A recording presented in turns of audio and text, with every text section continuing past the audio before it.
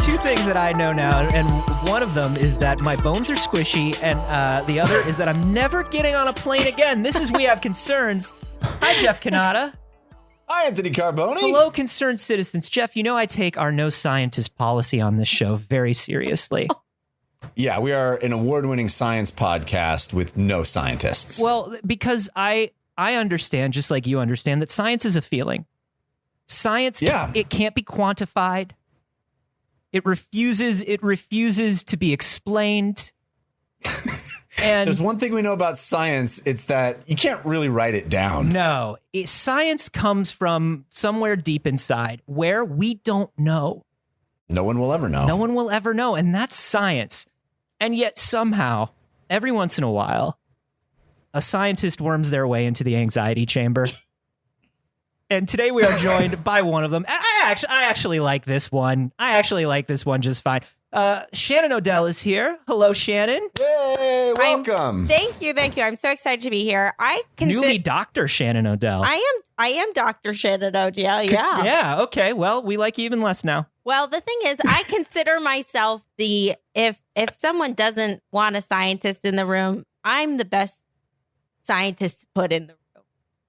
That's actually like the cool best way. scientist. Yeah, you're like cool. I'm like confused scientist. You're like the cool mom. Like you'll buy us drinks. Yeah, exactly. Yeah. You're like the substitute teacher of scientists. Yeah, I'm the one I'll put on a video.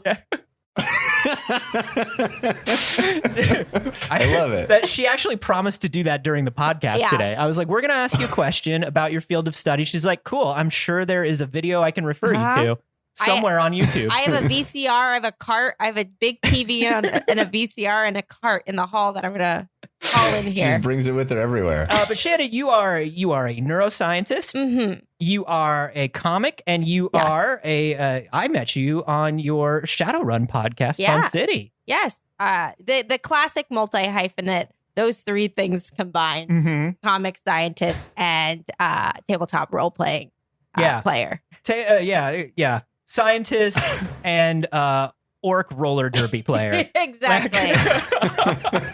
The thing is, another one of those. Yeah, there are so many of us. It's really hard when we go out for roles. It's like, there's the whole room of us. And it's devaluing the entire job market. It really is. Yeah. Well, we're so excited to have you here because there's been a lot of brain news. Yeah, sure. And we're very excited. Once again, we refuse to learn how the brain works, but we're very happy that you're here to give your opinion on it. I guess science's opinion on it.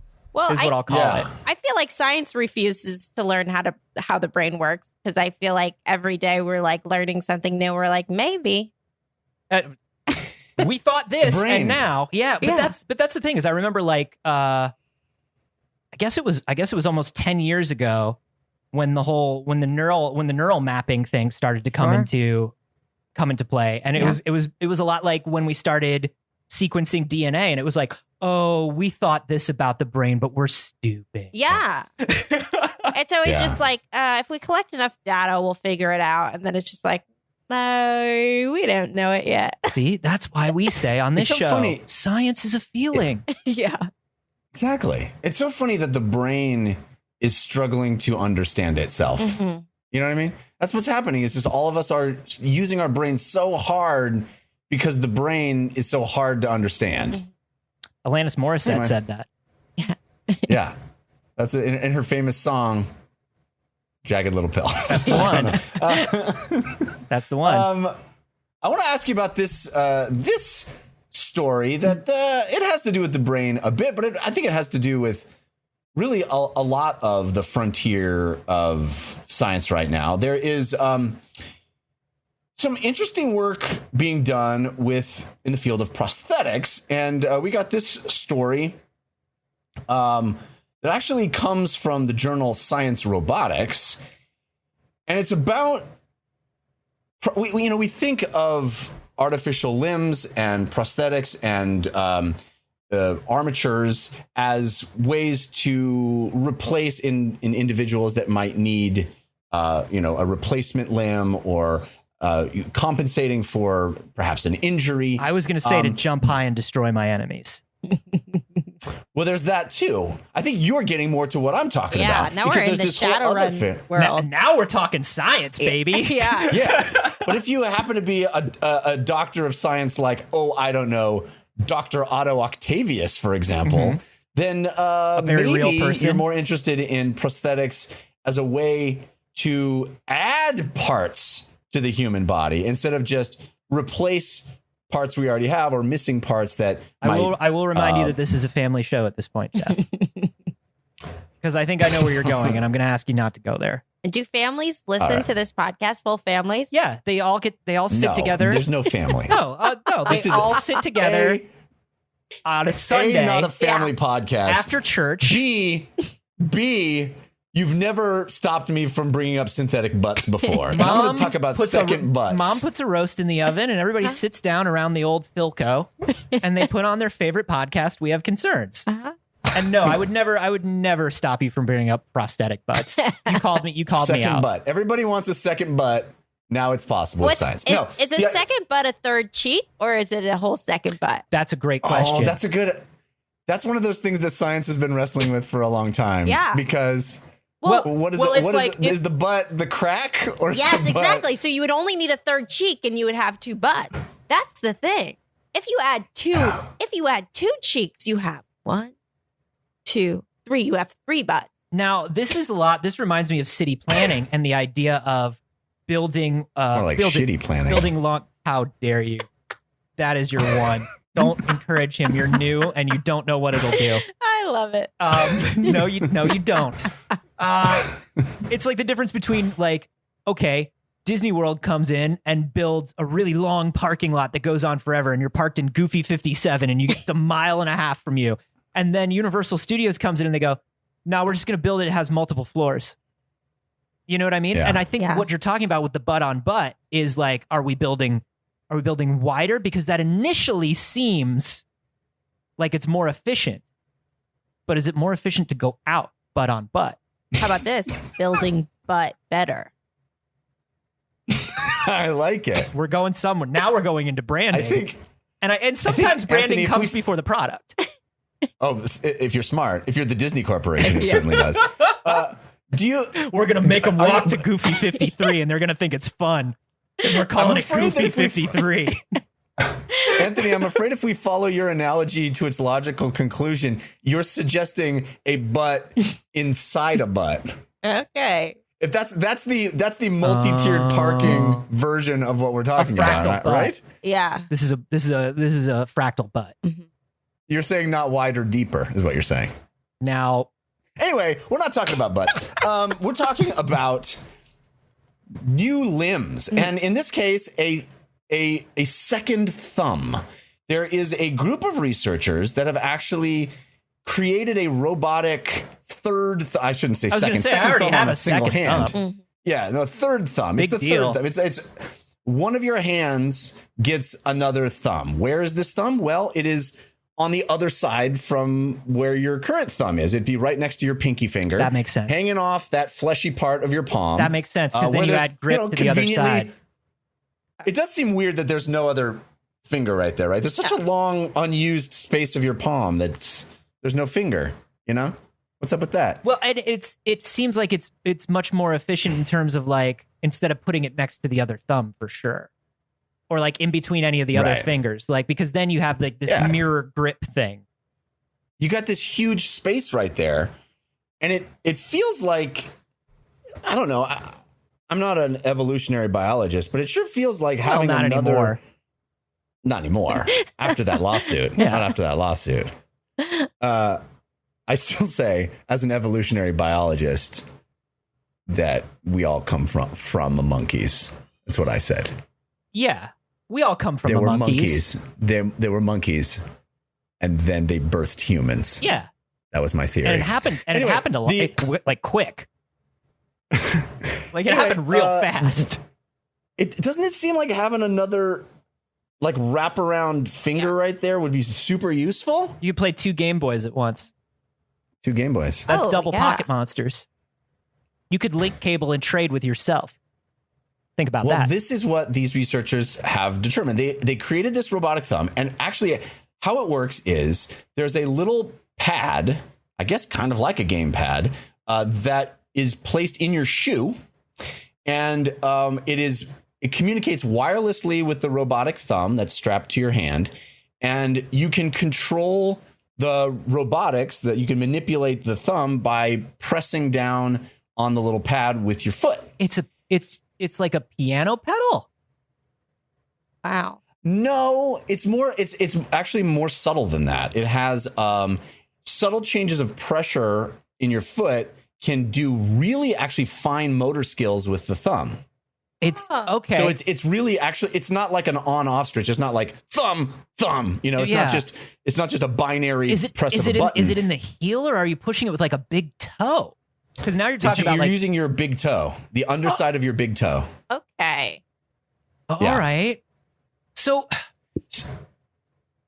this, I don't know. Like when we think about these sort of prosthetics, we think about this like, I don't know, this, we want to put a shunt into our brain, and then all of us do unanimously. Yeah. And then I'm begging for one at this. Come on. Shunt my brain. Because the first thing that Shannon said when she walked in here was shunt my brain, please. That's her catchphrase. Yeah. She walks in, she goes, well, shut my brain.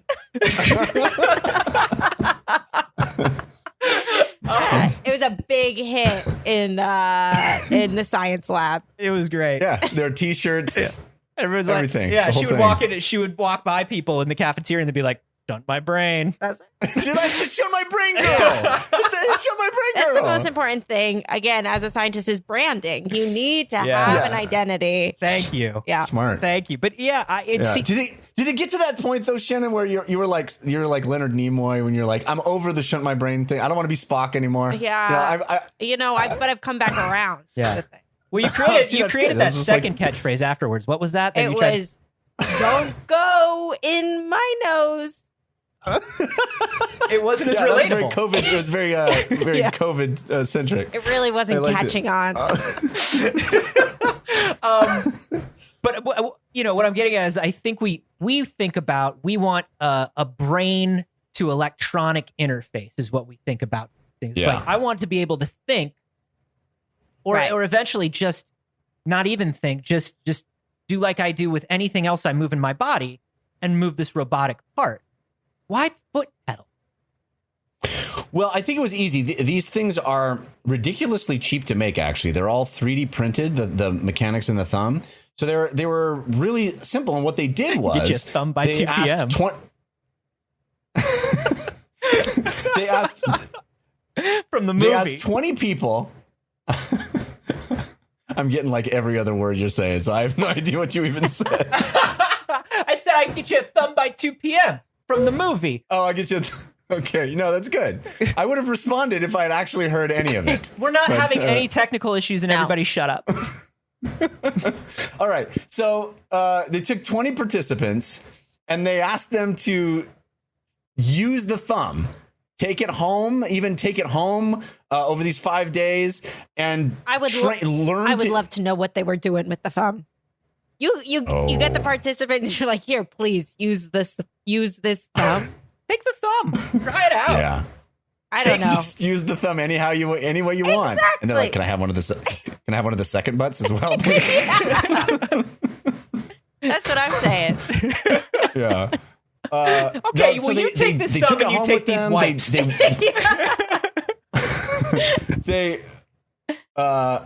They asked them to go 2 to 6 hours of wear time per day, and just try to do normal things. Pick up, glasses or object plates and dishes and stuff. Do normal things with the extra thumb, and come back. And what they found was these people mastered the use of this thing extremely fast. That they were actually using it really dexterously. They were able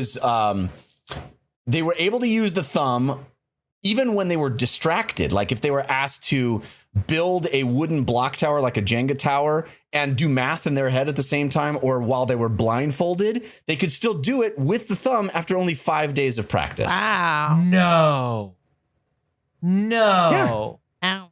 They integrated this extra appendage so thoroughly into their brain just adapted to having more ways to interact with the environment. See, what's interesting about that to me, and this is not what they tested at all, is that I want to then know, and this shows what kind of scientist I am. I want to know their emotional connection to that thumb. I want to see them take that. I want them to see that thumb then be like put on someone else, or like what's the kind of attachment we feel? Cheating on me. Yeah, because it reminds me. Do you all know the invisible? Oh, you're a mean scientist. Yeah, that's the kind of scientist I am. Oh, all right. Oh, is this the? I want to then rip it off of them, and then and then I want to burn it in front of them and just see if they cry. I want to put the thumb on someone else and thumb cuck them. And I want to see. I'm an evil scientist. You're either good or you're bad. But more interested in like the human connection and like human emotion, do you know the invisible hand experiment where you rub lightly on somebody's hand? That's where you sit on your hand and make it go to sleep, and then you Family show. Mom's taking the roast out of the oven. But it is kind of like that because let me see if I'm explaining this right. Yeah. You rub lightly on somebody's hand, mm-hmm. but they can't see it. They see somebody else's hand that you're doing the same thing to. They see, the rubber hand experiment is you have a rubber hand there. And your hand, you can't see your hand. So you have this hand you can't see that hand, the one hand, and it's getting touched or rubbed with a feather. Then you see a rubber hand that's also getting touched at the same time. And then in the experiment, then they stab the rubber hand. And you feel a stab in your hand? You get the response of like people think they're being stabbed. You at the very least reflexively, because I've had it done to me before, you at least very reflexively pull your hand away. Yeah. Because it's happening in the same way. Because you're associating. Yeah. You can't see your hand, you see the other hand, and they're both feeling the same sensation at the same time. So your brain goes, oh, cool, there's my hand. Yeah. So you think That's weird. People are developing like connections to this thing very quickly.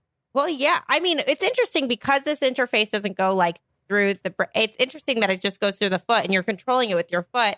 But so I don't know what that means. But just understanding that the way we like think about our body is very influenced by, what we see, what's happening spatially. I can't imagine in the article, I can't imagine having the creativity to even think about what to do with this second thumb once it's attached. You know what I mean? Sorry, ladies, but I mean, I just, when you attach a second thumb and you're like, do things. And I'm just like, I don't know. I already have a thumb. Right. What? No, it was allowing people to like pick up 3 or 4 wine glasses at a time where they could usually only pick up 2. Okay. Which is super useful if you want 3 or 4 wine glasses, to be someplace else than where they are at that moment. Right. 2 Game Boys, Super 2 Game Boys and a link cable, like we were talking about. Yeah, the entire service industry. This Danny Claude from UCL Institute of Cognitive Neuroscience says that, quote, our study shows that people can quickly learn to control an augmentation device and use it for their benefit without overthinking. We saw that while using the third thumb, people changed their natural hand movements, and they also reported that the robotic thumb felt like part of their own body. There you go. There's that feeling. Now stab it and see what people feel about it. Stab it. Every one of Shannon's experiments ends with, okay, now stab it. Now stab it. How are people feeling now? How are we feeling? Well, does it feel like part of your body? We're going to stab it. Yeah. It seems like your new catchphrase was right there in front of you, and you didn't embrace it the way you should have. Put it in the nose. I don't know. I feel like let's stab it was right there. Yeah.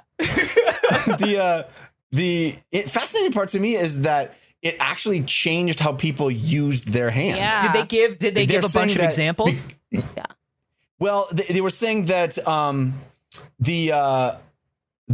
people would actually invert their hand in a way that they wouldn't normally do because the other thumb allowed them to grip things in different ways. Oh, I'm trying to imagine what. And then they said They also, before and after the training, they scanned the participants' brains using MRIs. And while the participants were moving their fingers individually, they scanned them, and they found that a subtle but significant change in how the hand that had been augmented with a third thumb was represented in the brain's sensory motor cortex. Wow. So in comparison to the hand that didn't have the extra thumb, it actually changed the way the brain was thinking about and manipulating the hand with the thumb. Is this this sounds like phantom limb stuff to me. Yeah, right? that's what I was thinking. That the sensory motor cortices, they're super like plastic, and it's interesting to think about it in that way. That like, even how many days do you said it was? 6 days? Yeah, just 5 days for them to be trained. Yeah, and then they speaking to the plasticity, a week later they went back and scanned them again, and all the changes in their brains had reverted back. Oh. And so the what did the thumb think about anymore. that? Did anyone ask the thumb? They forgot about me already? Okay. So this is, you said that's very plastic. This is something that you would expect to see me. Yeah, maybe, but I wouldn't expect to see it so fast. I don't know. I haven't looked at the changes or how significant they are. But I mean, that's crazy that you could train so quickly. I would think that would have to take months to do, because it just seems like it's not intuitive to move another thumb. But I think about things like physical therapy, where people are trying to like rehab a limb or like use a prosthetic limb. And you think about like the length of time that it takes to integrate that. Sure. But it seems like we start doing it so quickly. Yeah. That's wild. Or if there's something with the hand specifically, I don't know how that compares to like if you say like you lose a hand or something, you get, an artificial hand, like how quickly do we have just like a super plastic area in our brain where the hand is, because the hand is so important compared to other areas? Yeah. This is also, that's a great point. Like if you had a whole arm, would it be equally as plastic, or some other appendage?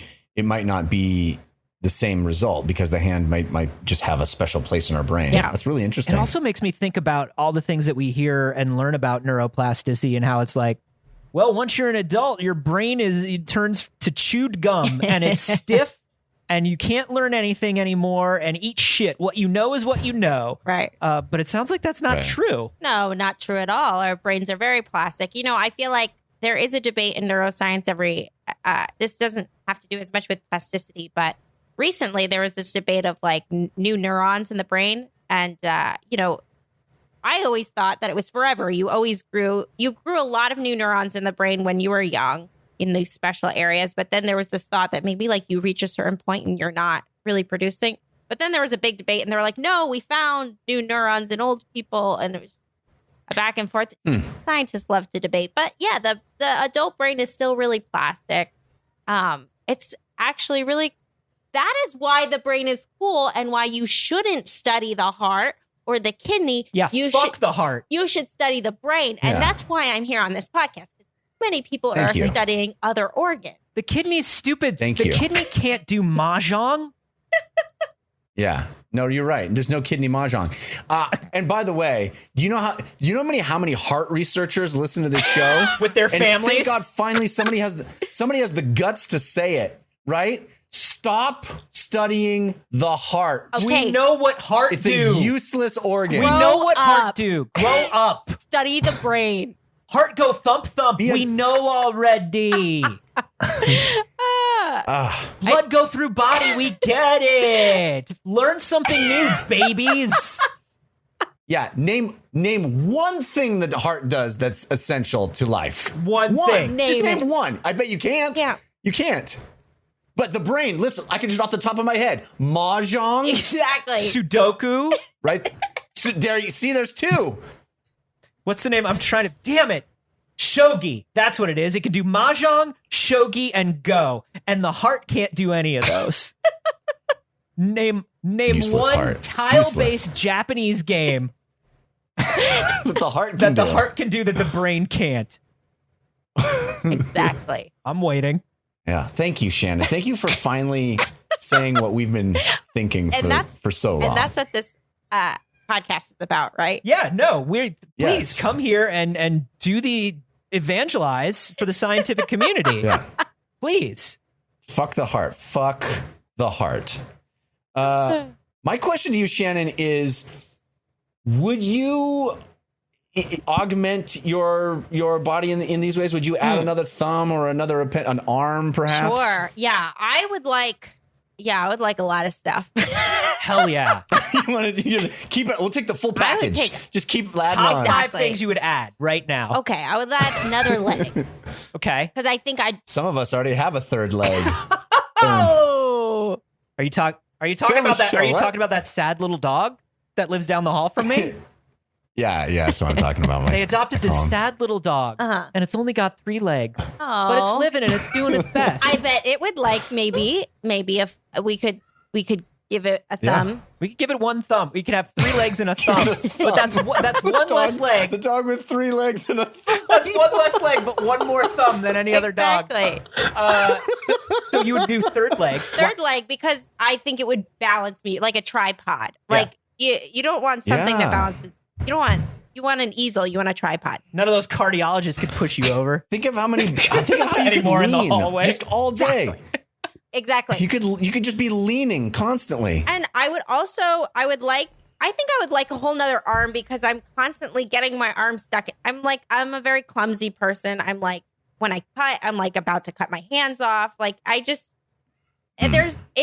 I'm an injury waiting to happen is basically my whole deal. So I would just like to have extras just in case. That's fair. You just want spares. Yes. Is what you want. You want spares. So I don't feel that bad if I injure something. Yeah. No, I like that. I gotcha. But I do also feel like if they give you spares, like if you're clumsy with 2 arms, if they give you 4 arms, is that twice as many cuts?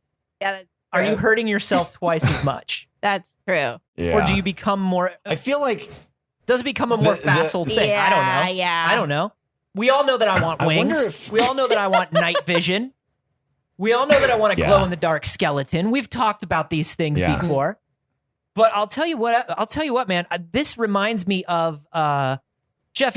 Shannon's new, but Jeff, I only like bad, weird movies that nobody cares about. Yeah. It's not a hipster thing. I just have a bad, broken brain. And Shannon, maybe we can talk about why I like the bad movies. Okay. Gattaca. Mm-hmm. Sure. There's a part where in Gattaca. Where they go, it's a world where everybody buys their genetics, and they go to see a concert pianist, and this pianist is playing this beautiful piece, and Uma Thurman leads over to Ethan Hawke attractively, because it was like late 90s. They were both so hot. Hot movie, this Gattaca. Jude Law was there. Both are still hot. Still hot, but I mean, like, we're talking all 3 at the height of their powers. And she leans over and she goes, "This can only be played with 6 fingers. This is a piece of music that's written to be played only with 6 fingers. And that's why it's so beautiful." Wow. And I'm thinking about that, and I'm like, I can't think of a single thing I would do with this extra thumb, but like, I don't know, maybe I wear it for a week and I start thinking about things. Yeah. Well, I think based on this article that people came up with all kinds of novel ways to make it easier for them to do certain things. I mean, you can think of ways that you hold things and then add an extra support piece at the bottom of your palm. Oh, phones could get so much bigger. Oh yeah. Thank God. Yeah. Thank God. Phones have gotten too small. Thank God they can get bigger now. And think of like when someone does a really good job, you could give them 2 thumbs up. Oh. With one hand. You could hang loose so easily. So easy. You could hang loose way easier. Yeah. You could hang loose so easy. I wonder how long it would take to not just, if everybody started adding these things, how long it would take society to catch up and be like, how long it would take society to just move to a multiples of 11 counting system? A 4 thumb system. Oh yeah. Right. Because isn't our whole counting system based on fives because we have 5 fingers? Yeah. The decimal system. Yeah. But now it just seems easier to count to 11. You know? We'd have to change everything. Did we used to have 12 fingers and that's why calendar? Maybe. Have we discovered something? Is this ancient aliens shit? Well, my thing that I'm so excited about with this is that it isn't a shunt to the brain, right? This feels like really accomplishable. This is like a product you could buy. Right. You can, if this is relatively cheap to mass produce, give me the little Wi-Fi device in my shoe, and now I've got a thumb that's useful. Like, that's kind of awesome. Yeah. I bet this wouldn't cost no very much. surgery required. Yeah. I bet it couldn't cost much at all. Really. That's what they're saying. It's all 3D printed stuff. Did they put the plans up? I want to make a thumb. No, I don't think they did that. They're not, these are scientists. They're not giving that shit away. Come on. Come on. Well, what I find interesting about this too is that it kind of just like you start to think about all the different ways and the different things and tools that we use that actually are changing our brain. That just like the simplest things can change your brain. Or just think about like the ways we can hold phones and interact with phones. Like if we gave ourselves an iPhone, 20 years ago when there was no iPhone, our way of like handling the phone would be so clumsy. Yeah. And now we just... Dude, that's such a great point. Yeah. We talk about that a lot on the show, is the ways in which as we get more reliant on technology, we just offload things. Like kids used to have to learn multiplication tables, and now it's just, we have calculators all the time on our person. So why do we need to do that? Jeff didn't have a calculator when he was a kid. Jeff is very old. What? I said they didn't have calculators when you were a kid, Grandpa. Wait, are they really still not? They're not learning. They have to learn multiplication tables. They absolutely do. I don't think so. They don't have to memorize them? I don't know. I'll find out when my kids get into school. I think. I'm curious about this new math. But I understand what you're saying. Yeah. Like we used to have to remember everybody's phone number. We used to have to know the directions to places. We used to have to be able to. There's things that technology is now offloading from us, and I feel like it's really the same thing that you're talking about. The brain goes, oh, I can use this extra thumb, or, oh, I've got all the world's knowledge in my pocket. Yeah. It's a very similar, I think, a very analogous process. What if you had to choose? Extra thumb or all the world's knowledge in your pocket? I'm going thumb. I gotta go thumb. I go thumb every time, baby. But it is funny because, like, we're so adaptable. We're so like, we're not going to pay attention to. We learn pretty quickly what is life or death, and what we need to pay attention to, and what we need to hold on resources for, and what we kind of can offload.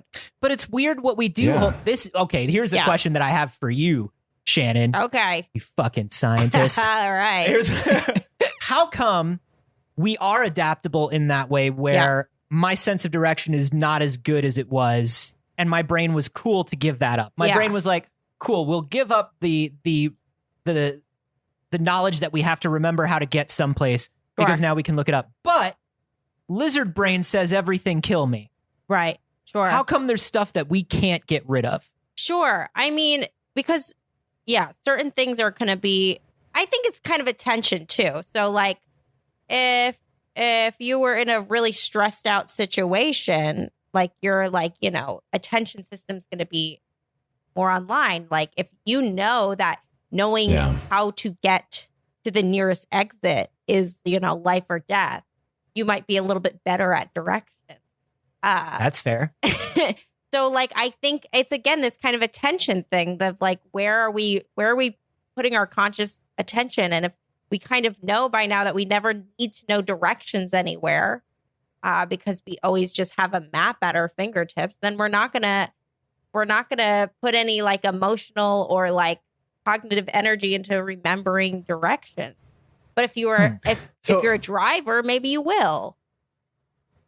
So what you're saying, Shannon, is that anything that you want to remember, you have to make a matter of life and death. Yes. If you really want to remember it, if it's like, so here's what that's why I remember the Okay. faces of all my enemies. Yeah. we have a service that we offer to people Now we're talking. Do you want to never forget your anniversary? Sure. We will threaten to murder you. If you don't, we will come to your house at a time of our choosing when you do not know. We will kidnap you. Okay. Tie you up in the basement and ask you what the anniversary is. All right. You better know it, or we will murder you. Well, this is, and we're not messing around. I love this. I love this idea. But I will say, if we're under too much stress, then we're not gonna remember. So we got to have the good balance of stress, right? So a little bit of stress is really good for our brain and memory and performance. A lot of stress. So we kidnap him, but we don't tie him up. Right. Like, and maybe we don't blindfold him. I don't know. Yeah. But what if on the day of their anniversary, you pay us, and at some point during the day, when you don't know when, on the day of your anniversary, we just come over and we shove you and we go, "Happy anniversary, motherfucker!" Like as you hit the ground. Okay. Will you remember it then? I mean, You'll always remember that, right? Are you gonna hit your head when you hit the ground? We push you and then we throw down a pillow. Okay. Yeah. What if we set fire to your car? But not you. You're not in it. I mean, emotion. You're not in If it. you're going to have an emotional attachment, our brain's like, okay, this is something we might want to remember for a while. Yeah. And then we call it something with shove in it, because I like the word shove. A That's shove good. to remember. A shove to remember. And we write it in a frilly font. Yeah. Shannon, I know You other never forget than your science, first shove. Yeah. your passion is branding. Yeah, my passion's branding and also, and startups also. So this is good for me. So how do you feel about this? Yeah, you always remember your first shove is what we call it. Okay, I'm already seeing the Shark Tank pitch. So It's good, right? It's good. Do you think we are moving?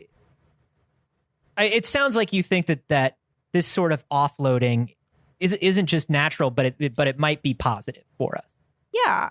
I mean, I don't know. Positive, negative, it makes it seem more like I'm not putting a moral judgment on it. I just think it's what is happening. Right. Classic scientist. Yeah. Classic scientist. It's not about that. You're reporting on what you observe and what the facts lead to, and it's not about whether it's a good thing or a bad thing. Right. I mean, I think you could debate all day about like the fact that we're more online. Is it bad? Is it good? It's like, well, it doesn't matter what we think because we are. Right. We are online. So like, and like, unfortunately, guilt. How much guilt should I have? Yeah, but that's the thing. Like, why are we putting, like, why do we have to put this kind of morality kind of like, No, you're a scientist. What's the number of guilt I should have? 4.5. Oh, I'm way higher. I'm good. Yeah. I'm good. Well, 4.5 out of 3. you know, I think about that also in terms of being online. Like we have these system, like these like evolutionary systems in our brain that like we really love social support, right? We like getting the approval of others because for, evolutionary, like wise, that was really good for survival, like being in group and having resources. Yeah. And then we now have online. We have at our fingertips, like every comment anyone wanted to ever make about us, they can just post it. And it's so good and it's so cool and it's the best. And it's like, well, we have these brains and now we have this. And like, how are they going to interact with each other? Interesting. Not well. What I wonder what happens when we become used to things like these assistive devices, whether it's a second thumb or some sort of enhanced vision or AR on our glasses or whatever it is, and then we become dependent on it, and then we have to try. Do we ever have to try to remove it? I guess I don't know. Like, because the worry is always like, what happens if we try to live without this? Then yeah. Don't you think that in a certain sense we are already dependent on something like, I mean, this is a very banal example, but something like shoes? Sure. I can kick shoes anytime I want. You think you could live without shoes? Anytime I want. I'm not addicted to shoes. And not be in constant pain? Yeah. I'm not addicted to shoes. You're addicted to shoes. Like if you had to go about your normal life without shoes. If you had to like go to the store and I can't go to the store. I can't go to the store because of their policies. I was just going to say, setting aside their service policy. Right. But like walking on the street and the things you would normally do on a normal day without shoes, I think you would be in agony. Yeah. That's fair. And you're right. And we think of that as like not necessary, but just helpful. Yes. Right. I mean, this is the whole thing. Everything. There's lots of things that aren't necessary, but they're helpful. Like, a lot of people are anti-medicine because they're like, oh, stupid. Your immune system can handle it. It's like, well, we have these things that kind of help your immune system along. Yeah. So. It turns out that in history, we have seen that sometimes the immune system is not enough. Yeah. Actually, we've seen in history that sometimes the immune system does not work out the way you planned, and then you die when you're not supposed to. Yeah. Yeah. And it turns out you're not supposed to die. But I don't know. I think there's such a glut of information that so science is a feeling. Yeah. And there is a glut of information sometimes that changes people's natural good feelings into bad feelings because they don't think enough about the feeling that is science. People hear things like, oh, we're becoming antibiotic immune. And so they go, well, I'm going to have to dip my baby in the fucking East River to make sure my baby has a super immune system. And that's not what the news is actually saying when we talk about things like that. Yeah. And it's also because someone's selling a dip your baby in the East River treatment, and they're on the internet saying this is the only way. If you had to brand that, how would you brand it?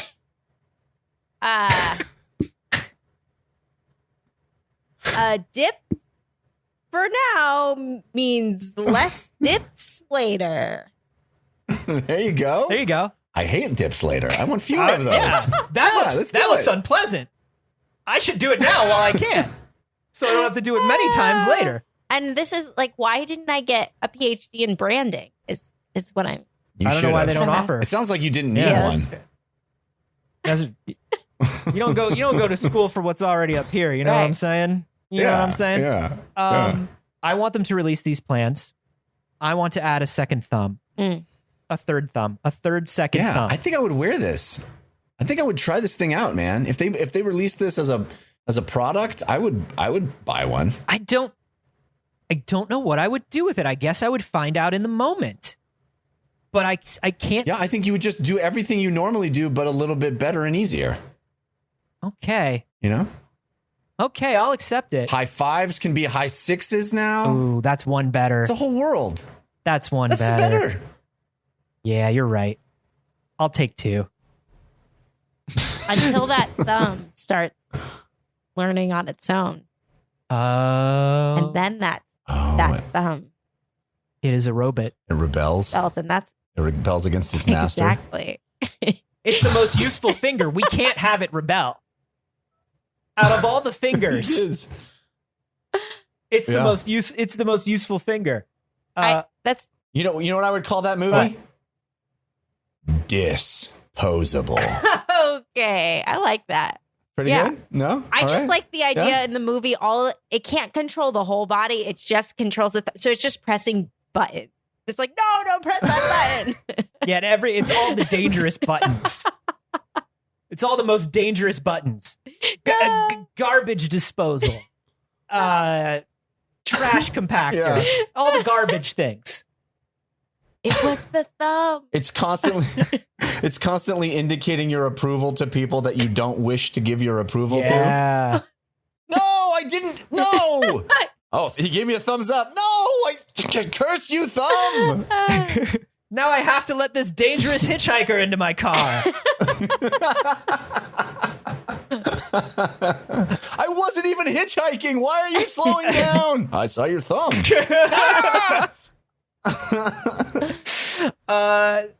This is great. Shannon, thank you for helping us weigh in on this. It's a very important story, and we're glad that we had somebody here with your credentials.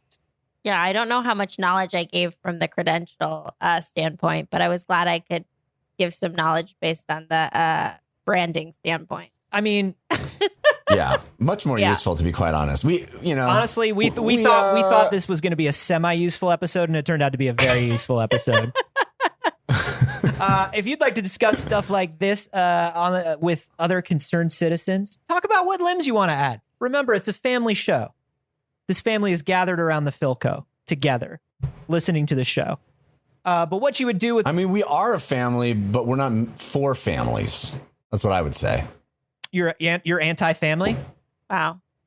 Yes. I don't believe our show is for families, but it is a family. Go onto the Discord and tell Jeff how horrible it is that he's anti-family. If you want to join the Discord, there's an easy way to do so. Jeff, tell them where they can direct all their complaints towards you. By joining our Discord, the best way to complain about me or Anthony or anybody is to go to patreon.com/wehaveconcerns. Give us at least $1 a month, and then you have access to our Discord where we get all the complaints. So if you want to just pop off and let us know a piece of your mind, first go to patreon.com/wehaveconcerns. Really stick it to us by giving us some of your money, and then you'll have access to the cool Discord. It's just $1 a month to get to the Discord. If you want to give us more money and really make us understand how frustrated you are by our opinions, you can get even cooler perks by giving us higher tiered money. The money comes in higher tiers. I don't know if you've noticed in your pocket. Some money is higher tier than the other money. And as that money goes up in tiers, we also give you more content. One of the things that you'll get this week, actually, is an entire bonus episode with Shannon Odell, where we are asking your questions about the brain that you put into the Discord in between complaints about us. It's very exciting. So great. So go ahead and head to patreon.com/wehaveconcerns. We're going to give you one question for free. We're going to give you one freebie, baby. Just to really tick you off and get you motivated to post. You're going to hate this question. It's the worst. This one comes from Big Jim in the Discord. Thank you, Big Jim. Big Jim wants to know why we so strongly associate smell with memories. It seems like we associate smell even more strongly with memories than our other senses. Yeah. That's a great question. Something I should probably know. Well, let's just talk about smell for a second. Oh, she's going to say it. She's going to say her catchphrase. Don't go through my nose. I wonder if it has to do, I know smell doesn't get gated in the same way as our other sensory information. So all our other sensory information, we take it in and it goes through this area of the brain called the thalamus, which is kind of and then the thalamus sends it off to cortical regions to make sense of it. Oh, this is what we talk about all the time, where it's we're seeing everything that's around us all the time, but we only take in the thing that's most important to us at the moment, and the rest kind of gets thrown out. Exactly. So the thalamus is part of that kind of gatekeeping kind of apparatus. But the olfaction doesn't go through the thalamus. The olfaction goes kind of straight to the areas it needs to. And I do believe there is a lot of connections between our olfactory system and our hippocampus, which is the area of the brain that's responsible for memory. So I think that's part of the reason why. And, I'm wondering, what the kind of evolutionary kind of reason why that would be. It seems interesting to me because it seems like smell, out of all of the senses, we might need it, not the least, but it's not way up there. You would think, right? You would think sight and sound, super important. Hook that directly to the brain. Take that all in. Smell, it's hey, buddy, you've got the fast track to the hippocampus. Well, I'm going to challenge you on that. You want to know why? Please don't. It's my show, and it's very rude. Okay, I'll see myself out. I got the VCR. Let's take it in. Okay. What the thing about smell is that we can decipher so many different types of smells, even if we don't know it. Like the amount of compounds that like we actually decipher with smell, I think is estimated to be like in the trillion. Wow, really? Whereas like, okay, when you taste something, you got what, 5 tastes? But what's the Tastes like chicken. It always tastes like chicken. It's umami, chicken, sweet, sour, chicken, Yeah. too. Sweet, yeah, it's 2 chickens. Second chicken. A sweet, a sour, an umami, and 2 chickens. Right? Because everything that we think of as flavor is actually smell. Wait, sweet, savory, salty, bitter, umami. Wait, savory is umami. Once again, please don't challenge me. Let me get the video. I got a video about the tongue. No, so that's interesting. So we can. I travel everywhere with the video about the tongue. Yeah, that one specifically, people are constantly asking. Like, I just, it's just part of my package. I just travel with my tongue video. You'd be surprised how often it all comes back to the tongue. But this is fascinating. So we can take in more smell data without knowing what it is than we can. I like mean, a taste. yeah. Wow. There's a lot of data there. I mean, and we have like a kind of. We could smell an eldritch god, but we could not perceive it with our eyes. A what? A multi-tentacled shambling god from the center of the earth. Yes. To see it would drive us mad, but maybe we could smell it? Yeah. There we go. What? So that would lead me to believe, though, that if we're getting a ton of data, that we would want it to go through the gatekeeping center of the brain, right? It feels like the more data, the more gatekeeping we need. Sure. Right? Yeah, one would think. I don't know. It must have been. There must be a reason for it that we want to link smell so tightly with memory, and maybe it's that we can get a lot of survival data from smell. Yeah. Well, there's definitely a lot of smell, of course, can be a big danger sign. Sure. It can be don't eat that, don't consume that, don't be in here. That thing is dead. I smell a knife. Now it's rising. Yeah. Now it's moving toward me, and it still smells wrong. Yeah. Yeah. I mean, is it animated by an eldritch god? Perhaps it is. Am I slowly going insane? Smells like it is. Yeah. I mean, that's fascinating. I wonder if there's something about the immediacy of it and just the amount of. So we can perceive a lot of different smells, but we don't often have to take in tons of smells. Yeah. Not as much as the visual data we're taking in all the time, or the auditory data we're taking. So maybe there is a reason why we need that to be more filtered. Yeah. I mean, yeah, because think about there's so many. I'm thinking about there's just so many smells that we're smelling. Yeah, there's like Chicken. Sweet, sour. What the Rock is cooking, which is usually chicken. But with mice, I know because like when you're doing mouse experiments and you're like trying to do like an experiment where the mouse should be able to decipher 2 different things, they get like small changes in chemical compounds because mice have this like giant olfactory bulb. They're like, they never shut up about it.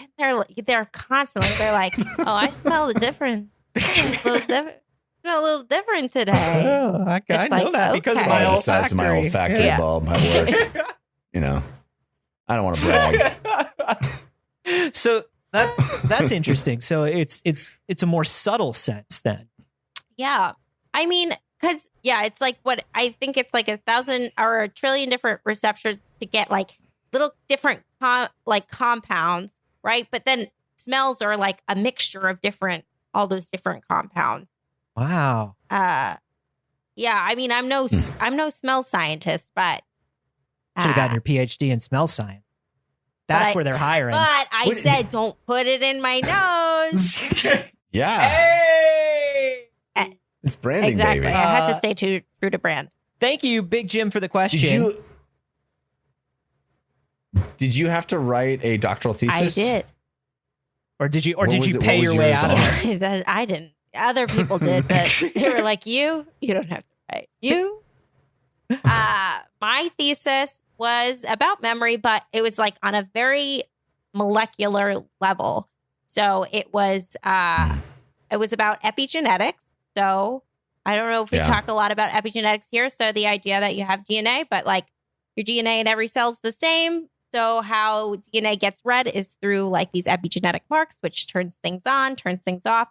And so it was kind of looking at an area of the brain known as it's what the government puts in the vaccines to change our DNA.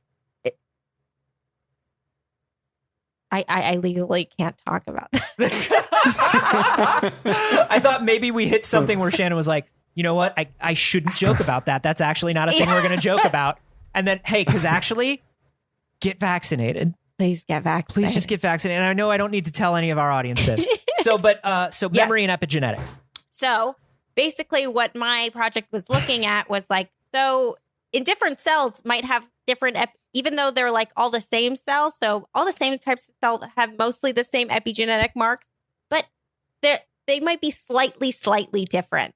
And I was looking at this area of the brain called the hippocampus, which is the area where memory is, formed and stored.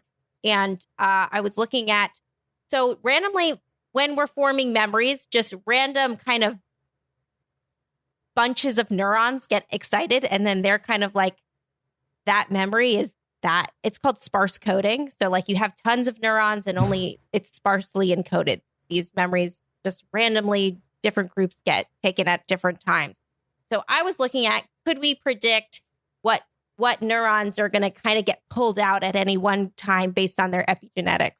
Kind of like, what is the reason why we get different groups at different times? And is there like a dispatching system for memory? Exactly. It's basically like, can I like read the epigenetics of these cells and kind of say like, these guys are ready to go and these guys are not going to be part of the memory trace. Wow. That's fascinating. What did you find? Interesting.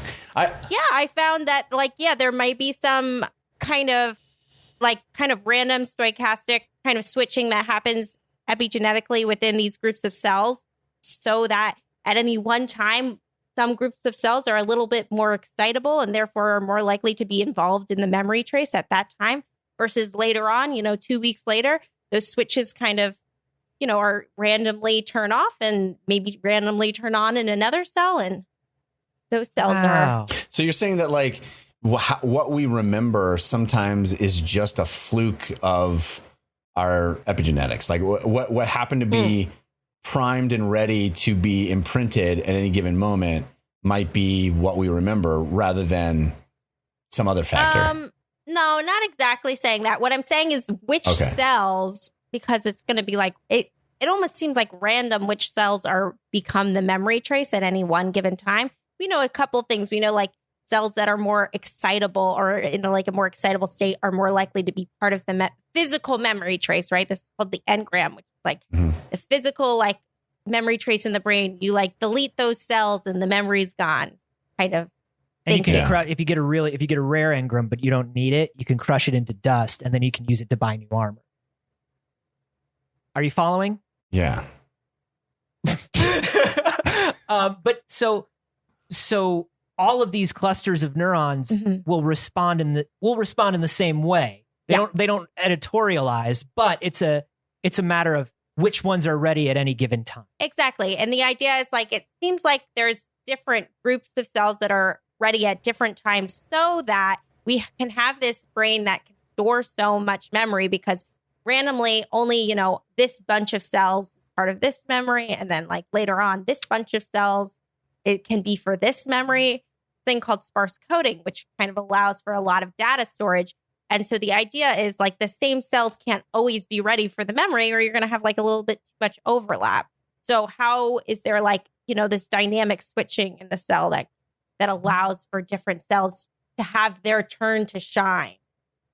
Oh, we talked a little bit about something like this, Jeff, where one memory is distributed just in case of failure. It's a fail safe, right? Mm-hmm. So like all your important memories aren't in this piece because this is the important memory zone. Because then if somebody tries to get you to remember your anniversary and they push you over and they don't get the pillow underneath you in time, and you hit your head, Right. you lose all your important memories except for the date of your anniversary. Right. But of course, you signed the waiver. So you knew the risks. It was part of the contract. That's cool. So we know that there was an idea that it was kind of like a defense mechanism, right? Because it's like, I'm going to put all of this knowledge everywhere so you can't get conked in the head real good and lose all your knowledge. But could it also be like, the first thing that popped into my head, you know how like one nostril rests? Are there neurons that get tired? And so... Oh, interesting. Yeah, well, the what we do know about it, since they have these kind of things characteristics that allow them maybe to be more likely involved in the engram. One is excitability. And because only at a given time, only a certain amount of cells are maybe in their most excitable states, what that means temporally is memories that happen somewhat close in time are somewhat linked, which may be, evolutionarily important. It's, how many times that you think about a trip that you took, and you also kind of remember all the other things that happened during that trip, right? We temporally link things in time. That might be a reason for it too. That's so wild. Yeah. That's so wild. That's why, man, you associate it's crazy. It's crazy what simple machines we really are. Because that's why if somebody's around on a really good day of your life, you're like, oh, I really like that person. I don't know why. I just really like that person. Oh, it's the same day you won $10,000. Right. Yeah. It had nothing to do with that. Absolutely. Yeah. And, and then it's also what I'm always just amazed with. It's just okay, so I studied this question. Yeah. Here are the results I had. And hopefully this is something meaningful. Basically, you just kind of give it to the science community. You write it up and you say here's what we found. And here's what we think is going on. But you guys take this and you run with it and see if you see, a similar thing. And it's we don't know shit. Yeah. It's well, I did my part and I will see you later. Exactly. When you do your part, we'll meet back here. And because it's ultimately it's hey, yeah, maybe this is the thing that's happening. But that's just science, and that's the beauty of it. It's a feeling. It's a feeling, baby. It's a feeling. You know what I've learned today, Anthony? What? It's that Dr. Shannon should be hosting the show instead of us. That's what I learned. 100%. 100%. But listen, there are multiple reasons we have a no scientist policy on this show. Number one is because science is a feeling. And number two is because every time they just fucking hand our asses to us. Both asses handed to us. All three cheeks. Asses. Yeah. And we realize that we are vastly unqualified to do what we're doing right now. Buddy, if I was qualified to do anything, I'd have a job. You know what I'm saying? Wink. Oh, yeah. But you know what I think? To be a scientist is just to ask questions. And we both are asking questions. So you're both scientists. So we're now PhDs. Yes. You know what? We're doing better than scientists. We're providing answers. Yeah. They're mostly wrong. But at least they're answers. Yeah, at least we're not more data needed. Those nerds. Scientists are always we need more data. We need more data, dude. They're all we don't know. And I'm but why though? But is it a but if it's just the crack? And they're we don't know. We don't know. And I'm science, come on. Well, we appreciate, even though you refuse to answer any questions, we appreciate you coming by. If people want to hear and see more of you, you're doing all kinds of stuff. Tell us about it. Sure. You can, if you like podcasts, because you're listening to one now. So, maybe but you like correlation is not causation. So don't even try to pretend like you don't. You can listen to the podcast Fun City. It is a, and you can hear, because you're not seeing, because it's podcast, Anthony Carboni playing a character on Fun City for 2 episodes. Love Fun City. It's a Shadowrun tabletop role-playing podcast. I also host The Science of Self-Care. It's a science podcast where we dig into a different self-care practice. And I tell you, what the research says about it. That's awesome. Yeah. I bet it's mostly garbage. You know, I try to, I'm very, with the podcast, I'm like, we don't know. But Right. Because you want to start a store where you sell. Exactly. Because I'm selling. And at the end of every episode, I sell it. And then where are you on the socials and things? Oh, you can follow me on Twitter or Instagram at Shodell, SHODELL. Or if you're on TikTok, okay, I am on TikTok at Shannon.PhD. She's a cool scientist. Mm-hmm. She's on TikTok. That is cool. And remember, if you are a patron, we're gonna ask another couple questions to Shannon. You will get that audio in your inbox if you're at the $3 level or above.